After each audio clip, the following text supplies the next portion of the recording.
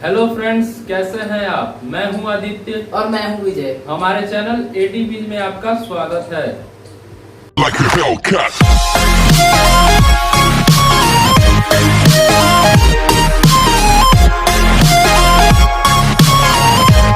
दोस्तों, पिछले वीडियो में हमने रॉलेट एक्ट, जालियांवाला बाग हत्याकांड, खिलाफत आंदोलन और असहयोग आंदोलन के बारे में पढ़ा था और ये भी देखा था कि असहयोग आंदोलन अचानक स्थगित हो गया था और गांधी जी को जेल 6 साल की जेल हो गई थी। तो इसके बाद अब जो भारतीय राष्ट्रीय आंदोलन था उसमें स्थिरता आ गई थी, शून्यता आ गई थी, यानी कि अब आंदोलन होना बंद हो गए थे। लोगों में राष्ट्रवाद की भावना धीरे धीरे कम होने लगी थी। लेकिन इसी बीच कुछ ऐसी घटनाएं घटी जिन्होंने मरे हुए राष्ट्रवाद को एक नया जीवन प्रदान किया और इसी का परिणाम था दूसरा सबसे बड़ा जन आंदोलन, यानी कि सविनय अवज्ञा आंदोलन। और ये जो सविनय अवज्ञा आंदोलन था वो गांधी जी के नेतृत्व में 1930 ईस्वी में स्टार्ट किया गया था। तो आइए हम इसके कारणों को विस्तार से पढ़ते हैं। दोस्तों, पहला कारण है साइमन कमीशन। 1919 ईस्वी के एक्ट को पारित करते समय सरकार ने ये घोषणा किया था कि 10 वर्षों बाद फिर से इन सुधारों की समीक्षा की जाएगी। लेकिन समय से पूर्व ही नवंबर 1927 ईस्वी को इंडियन स्टैट्यूटरी कमीशन का गठन किया गया, जिसे कि साइमन कमीशन भी कहा जाता है। और ये जो इंडियन स्टैट्यूटरी कमीशन यानी कि साइमन कमीशन है, वो एक 7 सदस्यीय आयोग था जिसमें कि एक भी भारतीय को शामिल नहीं किया गया था और इसके अध्यक्ष सर जॉन साइमन को नियुक्त किया गया था। ये जो साइमन कमीशन है उसका मुख्य उद्देश्य संवैधानिक सुधारों पर विचार करना था। लेकिन इसके विरुद्ध भारत में तीव्र प्रतिक्रिया हुई, क्योंकि पहला कारण है कि दोस्तों ये जो साइमन कमीशन है उसमें एक भी भारतीयों को शामिल नहीं किया गया था और दूसरा कारण है कि भारत के स्वशासन के संबंध में निर्णय विदेशियों के हाथ में था। तो इन कुछ कारणों से ही साइमन कमीशन के विरुद्ध तीव्र प्रतिक्रिया हुई भारत में और 3 फरवरी 1928 ईस्वी को बंबई पहुंचने पर साइमन कमीशन का स्वागत काले झंडों, हड़तालों और विरोधों के द्वारा किया गया। और दोस्तों, इसमें प्रदर्शनकारियों ने साइमन गो बैक, साइमन वापस जाओ के नारे लगाए। तो दोस्तों, इस तरह से साइमन कमीशन के द्वारा जो पूरे देश के लोग थे उनमें एक साथ राष्ट्रीयता की भावना विकसित हुई और इसने सविनय अवज्ञा आंदोलन का मार्ग प्रशस्त किया। चलिए दोस्तों, अब हम नेहरू रिपोर्ट के बारे में पढ़ लेते हैं। भारत में साइमन कमीशन के बहिष्कार के समय यहाँ का तत्कालिक सचिव जो था वो था लॉर्ड बिरकनहेड। उसने एक ऐसे संविधान निर्माण की चुनौती दी जो सभी दलों को मान्य हो, लेकिन इसके विरोध में और इस चुनौती का जवाब देते हुए कांग्रेस ने फरवरी 1928 में दिल्ली में एक सर्वदलीय बैठक बुलाई, जिसका नेतृत्व, जिसकी अध्यक्षता मोतीलाल नेहरू ने की। मोतीलाल नेहरू पंडित जवाहरलाल नेहरू के पिता थे और पंडित जवाहरलाल नेहरू की माता का नाम स्वरूप रानी नेहरू था।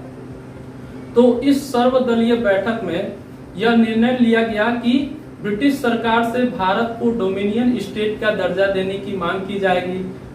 अब प्रश्न उठता है कि डोमिनियन स्टेट का दर्जा क्या होता है? अगर भारत को डोमिनियन स्टेट का दर्जा मिल जाता तो भारत अर्ध स्वतंत्र होता, मतलब भारत के घरेलू जो मामले हैं उस पे भारत सरकार का नियंत्रण होता, लेकिन जो बाहरी मामले हैं और सेना है इस पे ब्रिटिश सरकार का नियंत्रण होता। लेकिन कांग्रेस के ही कुछ लोग, कुछ नेता इसके खिलाफ थे। यद्यपि आगे चलकर नेहरू रिपोर्ट को स्वीकार नहीं किया गया, इसे मंजूरी नहीं दी गई, लेकिन इसके परिणाम स्वरूप कुछ बातें निकलकर सामने आई।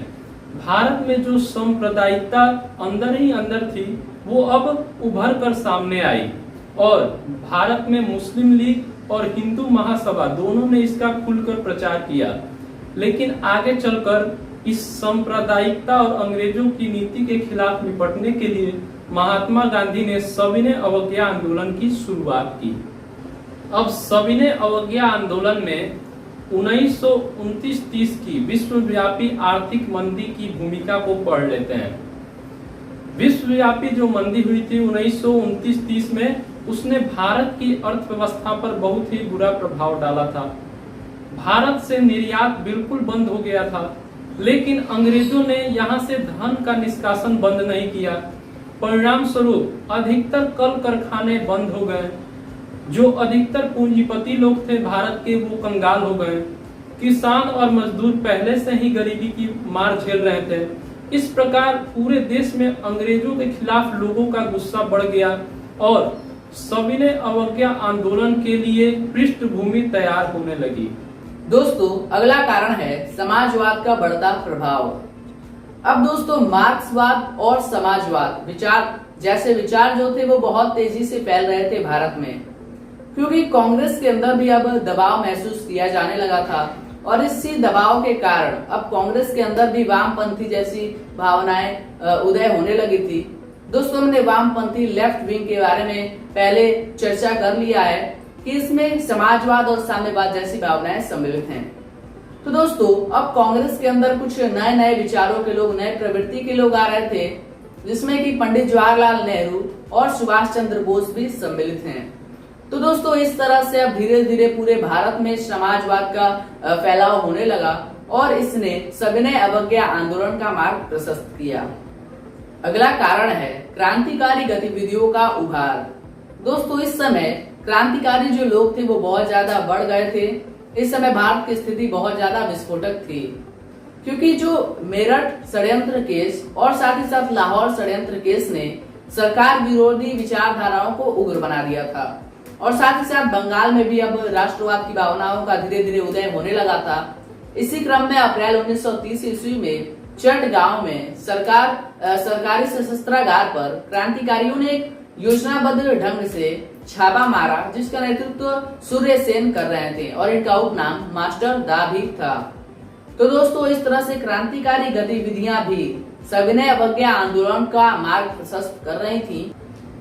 आइए अब हम पूर्ण स्वतंत्रता की मांग के संदर्भ में जान लेते हैं। दिसंबर 1929 ईस्वी में लाहौर में कांग्रेस का वार्षिक अधिवेशन हुआ, जिसकी अध्यक्षता हमारे देश के पहले प्राइम मिनिस्टर जवाहरलाल नेहरू ने की। इसके बाद 31 दिसंबर 1929 ईस्वी को मध्य रात्रि में रावी नदी के तट पर पहली बार तिरंगा झंडा फहराया गया और स्वतंत्रता की घोषणा प्रस्ताव को पढ़ा गया। इसके बाद यह निर्णय लिया गया कि 26 जनवरी 1930 को पूर्ण स्वतंत्रता दिवस के रूप में मनाया जाएगा। इससे पूरे देश के लोगों में एक नए उत्साह का आगमन हुआ और पूरा देश भारत को आजाद करने के लिए प्रयत्नशील हो गया। आइए अब हम गांधी के समझौतावादी रूप के बारे में जान लेते हैं। सविनय अवज्ञा आंदोलन को प्रारंभ करने से पहले गांधी जी ने तत्कालीन वायसराय इरविन के सामने अपनी 11 सूत्रीय प्रस्ताव को रखा और उन्होंने ऐसा कहा कि अगर वायसराय जो है भारत के लोगों की गांधी जी के मांगों को मान लेता है तो वो आंदोलन नहीं करेंगे। लेकिन इरविन ने इस मांग को मानने की बात छोड़िए, उनसे मिलने से भी इनकार कर दिया, गांधी जी से मिलने से भी इनकार कर दिया और साथ ही अंग्रेजों ने भारत के लोगों पर दमन चक्र और तेज कर दिया, शोषण और तेज कर दिया। इसके बाद गांधी जी ने अपने आंदोलन को दांडी मार्च के साथ शुरुआत किया। अब आइए दोस्तों, दांडी यात्रा के बारे में पढ़ते हैं। तो दोस्तों, सविनय अवज्ञा आंदोलन की शुरुआत गांधी जी ने इसी दांडी यात्रा से की थी। गांधी जी 12 मार्च 1930 ईस्वी को अपने 78 अनुयायियों के साथ साबरमती आश्रम से चलना शुरू किए और वे 24 दिनों में 250 किलोमीटर की पदयात्रा तय करके 5 अप्रैल 1930 ईस्वी को वे दांडी समुद्र तट पे पहुंचे और उसके अगले दिन यानी कि 6 अप्रैल 1930 ईस्वी को उन्होंने समुद्र से नमक बनाकर कानून का उल्लंघन किया और ये जो था वो एक योजनाबद्ध तरीके से हो रहा था और इसका कार्यक्रम इस प्रकार था।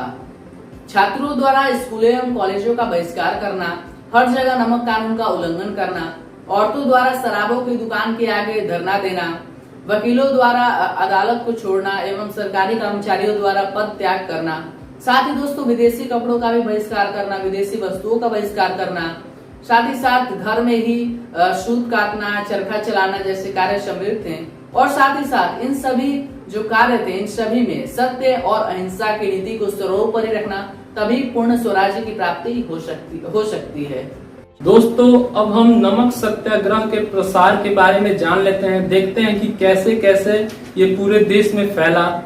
तो पहले जानते हैं कि सत्याग्रह क्या होता है। सत्याग्रह मतलब सत्य के प्रति आस्था रखते हुए, अहिंसा को अपनाते हुए अपनी मांगों को रखना, आंदोलन करना। तो गांधी जी ने दांडी में पहली बार नमक कानून को तोड़ा। इसके बाद पूरे देश में नमक कानून तोड़े जाने लगा और कई सारे आंदोलन शुरू हो गए। इसी क्रम में तमिलनाडु में सी राजगोपालाचारी, जो हमारे देश के स्वतंत्र भारत के प्रथम भारतीय गवर्नर जनरल थे, उन्होंने नमक कानून तोड़ा। केरल में के केलप्पन ने नमक कानून तोड़ा। पेशावर में अब्दुल गफ्फार खान, जिन्हें हम बादशाह खान या सीमांत गांधी के उपनाम से जानते हैं, उन्होंने खुदाई खिदमतगार या जिसका दूसरा नाम है लाल कुटी स्वयं संगठन का निर्माण किया और समाज में कई प्रकार के सुधार किए। इसके बाद सोलापुर में गांधी जी के, सोलापुर जो महाराष्ट्र में है, वहां पर गांधी जी के गिरफ्तारी के विरोध में जोरदार आंदोलन किया गया, जिसमें हजारों मिल मजदूरों ने भाग लिया। इसके बाद धरासड़ा जो यूपी में है, वहां पे सरोजनी नायडू, जो हमारे देश की प्रथम महिला राज्यपाल है, और इमाम साहब के नेतृत्व में आंदोलन हुआ। इसके बाद गुजरात में करबंदी के खिलाफ आंदोलन हुआ, करबंदी के लिए आंदोलन हुआ। इसके बाद बंगाल में चौकीदारी और यूनियन बोर्ड के खिलाफ आंदोलन हुआ। असम में भी छात्रों ने जोरदार आंदोलन किया। इसके बाद मणिपुर एवं नागालैंड में रानी गैडिनलियू के नेतृत्व में एक प्रशंसनीय आंदोलन किया गया। दोस्तों इस तरह देखते देखते गांधी जी द्वारा शुरू किया गया नमक सत्याग्रह पूरे देश में फैल गया और इस आंदोलन की पहुंच पूरे भारत में हो गई और स्वतंत्रता की मांग तेज हो गई। तो दोस्तों आज के इस वीडियो में हमने सविनय अवज्ञा आंदोलन, दांडी यात्रा और नमक सत्याग्रह के बारे में पढ़ा। अगर आपके पास हमारे लिए कोई सजेशन हो तो वो आप कमेंट बॉक्स में कमेंट कर दीजिए, ताकि हम अपने कंटेंट में सुधार ला सकें। तो दोस्तों ऐसे ही एजुकेशनल वीडियो देखने के लिए सब्सक्राइब कर दीजिए हमारे चैनल को। तब मिलते हैं अगले वीडियो में। Good bye.